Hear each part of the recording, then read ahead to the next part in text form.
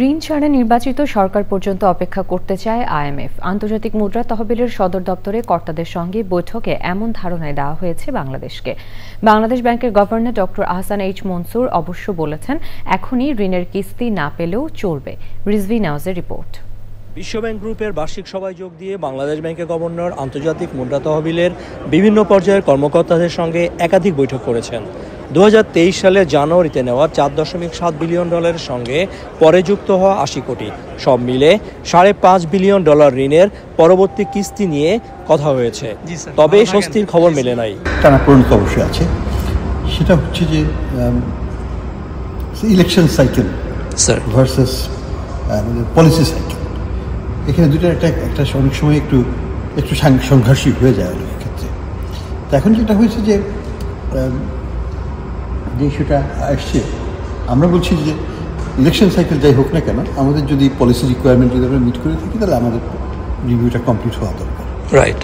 এবং এক্ষেত্রে আবার তাদের মতামত হচ্ছে যে নতুন গভর্নমেন্ট আসবে, তাদের কি মতামত থাকবে, we want to assure of their commitment, সেটাও আন্ডারস্ট্যান্ডেবল। তো আমরা এই অবস্থা থেকে আছি বর্তমানে। আইএমএফ যদি ঋণ ছাড় না করে, তবে তার নেতিবাচক প্রভাব পড়তে পারে অন্য উন্নয়ন সহযোগীদের সিদ্ধান্ত গ্রহণে। সময় তো আইএমএফ প্রোগ্রামে থাকতে হবে, এবং তো কোনো মানে দাসখত দিয়ে তো আমরা আসিনি, তাই না? আমরা আমাদের ইকোনমিক পজিশন তো চেঞ্জ হয়ে গেছে। আমার ব্যালেন্স অফ পেমেন্টের জন্য আইএমএফ টাকা দরকার না। আমাকে যদি বলে, আমি বলবো যে না, টাকার দরকার, আমাদের হয়তো পলিসি সাপোর্টের দরকার আছে। আমাদের হয়তো কিছু কিছু জায়গায় তার একটা পলিটিক্যাল কনসেনসাস ডেভেলপ করতে সহায়তা করতে পারে, কিন্তু টাকা হলে ভালো, ক্ষতি নেই। কিন্তু টাকা যে আমাদের থাকতেই হবে, দিতে সার্ভ করাতেই হবে, এই বাধ্যবাধকতাটা আমরা অনুভব করি না। $5.5 বিলিয়ন ঋণের মধ্যে $3.6 বিলিয়ন পেয়েছে বাংলাদেশ।